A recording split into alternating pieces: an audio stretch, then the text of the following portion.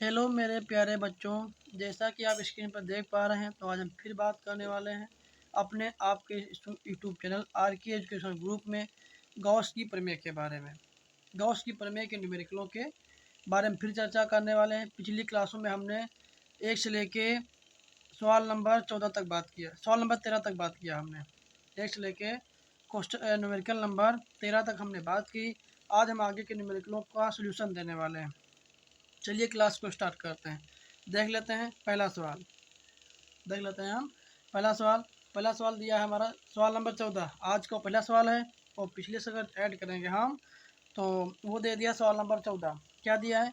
किसी चालक पदार्थ की प्लेट एक आवेश पृष्ठ घनत्व प्लस माइक्रो कूलाम प्रति मीटर क्यूब है, प्रति मीटर स्क्वायर है। प्लेट के समीप उसमें उत्पन्न वैद्युत क्षेत्र की तीव्रता ज्ञात कीजिए। आप सवाल स्क्रीन पर देख ही पा रहे होंगे।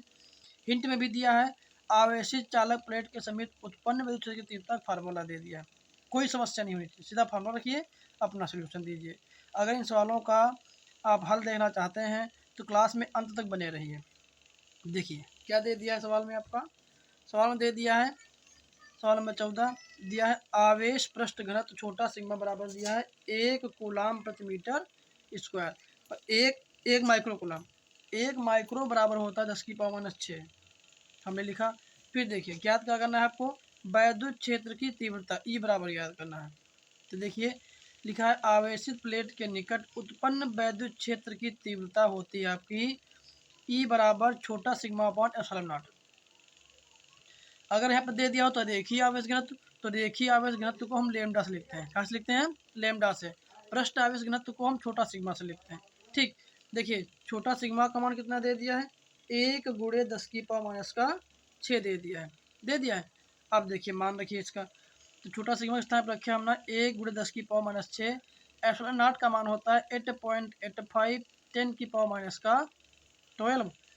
अब देखिए आगे क्या लिखते हैं। देखिए यहाँ पे हमने क्या किया, यहाँ से पॉइंट हटा दिया, ऊपर 2 जीरो बढ़ा दिया, 10⁻⁶ लिखा। जब इसको हम ऊपर लेके जाएंगे प्लस का हो जाएगा। ठीक, आगे क्या किया हमने 100/885 लिखा ही गुणे 10⁻⁻+12 से जब माइनस का 6 घटेगा तो कितना बचेगा, प्लस का 6। और जब 100 को आप 885 से भाग करेंगे तो 0.113 आता है। कितना आता है? 0.113। समस्या आगे लिखा है 0.113 × 10⁻⁶ दे दिया। जब पॉइंट हम बाएं से दाएं लेके जाते हैं, बी पॉइंट हमको यहाँ पे लेके आना है, तो घात में क्या होता है, एक घट जाता है। घात में क्या होता है, एक घट जाएगा। तो देखिए यहाँ पे लिखा है 0.113 10⁻⁶, यहाँ पे लिखा है हमने 1.13। पॉइंट को हम बाएं से कहाँ लेके गए, दाएं। तो घात में देखो यहाँ पे 6 था, यहाँ पे कितना लिखा हमने, 5 लिखा, एक घट गया, वोल्ट प्रति मीटर। तो ये हो गई प्लेट, आवेशित प्लेट के कारण उत्पन्न विद्युत क्षेत्र की तीव्रता का ये मान हो गया। इस सवाल में किसी छात्रा को किसी भी समस्या हो रही कमेंट बॉक्स में लिखिए, हम समझाने का पुनः प्रयास करेंगे। अगले सवाल के बारे में बात करते हैं। देखिए सवाल आपका स्क्रीन पर दे दिया है, पढ़िए सवाल को। कह रहा है 2 बड़ी पतली धातु की प्लेटें एक दूसरे के समीप तथा समांतर हैं, एक दूसरे के समीप तथा समांतर हैं। प्लेटों पर आवेश का पृष्ठ घनत्व 1.770 10⁻⁻11 कूलाम प्रति मीटर स्क्वायर दे दिया तथा विपरीत चिन्हों का है, प्लेटों के बीच वैद्युत क्षेत्र की तीव्रता कितनी है। चलिए देखो क्या दे दिया है, स्क्रीन में चलते हैं। दे दिया आपको आवेश पृष्ठ घनत्व छोटा सिग्मा बराबर दिया 1.770 10⁻⁻11 कूलाम प्रति मीटर स्क्वायर। हमें ज्ञात करना है वैद्युत क्षेत्र की तीव्रता। तो फिर लिखेंगे हम आवेशित प्लेट के निकट उत्पन्न वैद्युत क्षेत्र की तीव्रता। तो ये हो जाएगा ई बराबर छोटा सिग्मा अपॉन एप्सिलॉन नॉट, अभी हमने फॉर्मूला लगाया था। ठीक, अब देखिए एप्सिलॉन नॉट के स्थान पर लिखेंगे 1.770 10⁻⁻11। एप्सिलॉन नॉट का मान कितना होता है 8.85 10⁻⁻12। चलिए आगे क्या लिखा है, कैलकुलेशन करते हैं। देखिए 1.770 लिखा है, जब यहाँ का पॉइंट हटाएंगे यहाँ का भी तो हटाएंगे। देखिए हम 1 2 3 ऊपर 3 संख्याओं पर जीरो लगा है, नीचे 2 के पहले लगा था, यहाँ पे लगा था, हमने एक जीरो बढ़ा दिया, अब 3 के पहले यहाँ भी हो गया। इस पॉइंट को इससे काट देते हैं, 10⁻11 लिखा है, 10⁻12 को जो ऊपर लेके जाएंगे हम तो हो जाएगा 12 प्लस का हो जाएगा। आगे देखिए यहाँ पे 1770 लिखा है, यहाँ पे 8850 लिखा है, गुणे में यहाँ पे 10 लिखा है। अब ये वाला पॉइंट हम इससे काट दिए, ये वाला जीरो क्या किया हमने, इससे काट दिए। और 885 दूना होता है 1770 दो लिखा हमने, तो ई बराबर 2 न्यूटन प्रति कूलम। ये हो गया आपका आवेशित प्लेट के निकट उत्पन्न विद्युत की तीव्रता का मान हो गया। ठीक, चलिए अगले सवाल के बारे में बात करते हैं। अगला सवाल आपका क्या दे दिया है, सवाल नंबर 16। सवाल स्क्रीन पे आपके सामने है, पढ़िए आप। कह रहा धातु के एक खोखले गोले का व्यास, धातु के खोखले गोले का व्यास 60 सेंटीमीटर है तथा गोले पर 500 माइक्रो कूलम का आवेश दे दिया है। वैद्युत क्षेत्र की तीव्रता ज्ञात कीजिए। वैद्युत क्षेत्र की तीव्रता ज्ञात कीजिए। कुछ उसमें पॉइंट दिए हैं। फर्स्ट पॉइंट में गोले के केंद्र से 1 मीटर की दूरी पर, गोले के केंद्र से 1 मीटर की दूरी पर, फिर गोले के पृष्ठ पर, फिर क्या कह रहा है, गोले के पृष्ठ पर, फिर कह रहा है थर्ड में गोले के केंद्र से 10 सेंटीमीटर दूरी पर। चलिए देखते हैं स्क्रीन पर सवाल को, क्या दे दिया है आपका सवाल।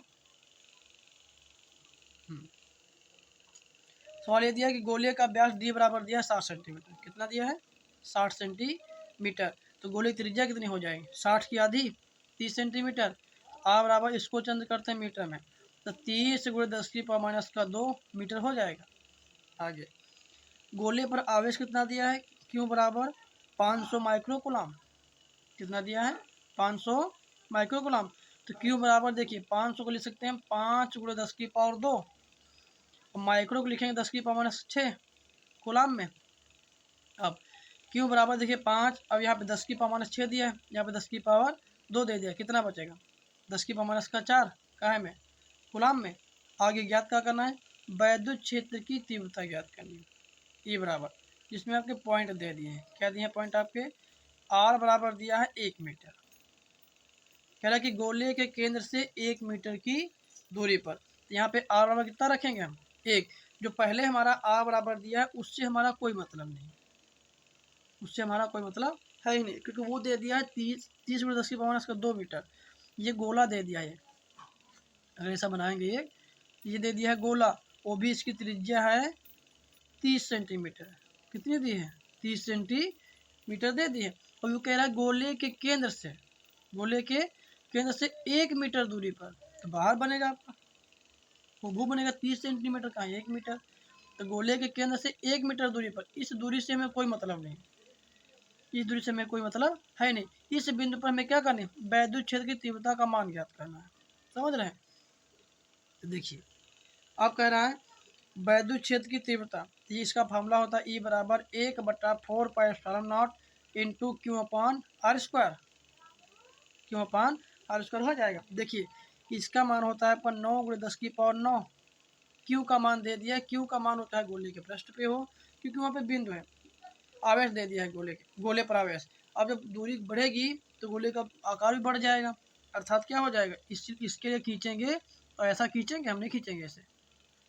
अगर इसके लिए खींचे हम, ये ऐसे गोला खींचेंगे, अब यहाँ पे हो गया ये, तो क्यू का मान जो यहाँ रहेगा, अब दूरी घटाएंगे तो क्यू का मान तो घटता चला जाएगा, दूरी बढ़ाएंगे देखिए ऐसे बनेगा। जैसे दूरी घटाएंगे तो क्यू का मान घटता जाएगा, दूरी बढ़ाएंगे तो क्यू का मान बढ़ेगा नहीं, क्यू बढ़ता चला जाएगा दूरी के साथ साथ, क्योंकि गोले के पृष्ठ पे है, गोले के पृष्ठ पे है। तो यहाँ पे हमने लिखा, देखिए क्यू का मान दे ही दिया है 5 × 10⁻4, और आर बराबर यहाँ कितना दिया है 1 मीटर। तो 1 मीटर मतलब स्क्वायर 1 × 1।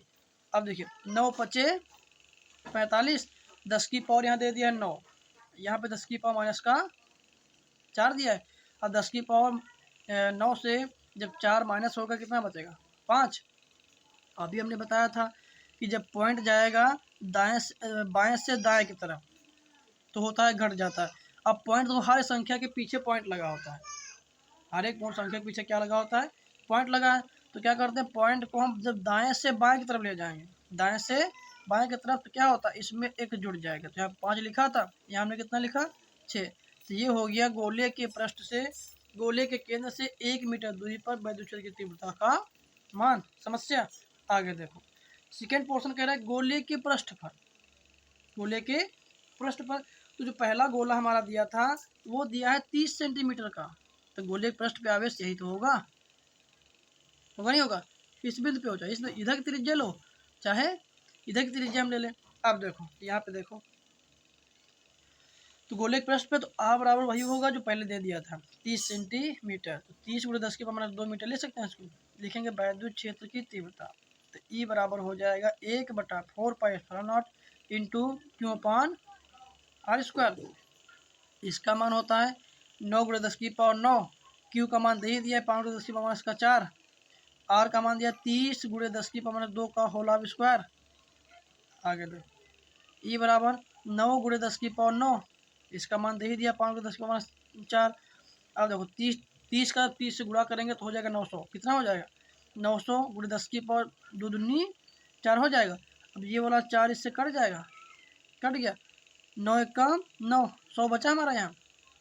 अब 5 एक कम 5 × 10⁻, ये हो गया 9, ये 10⁻2 नीचे हो जाएगा, ऊपर जाएगा तो प्लस का 2 हो जाएगा, 10 के बाद कितना बचेगा 7।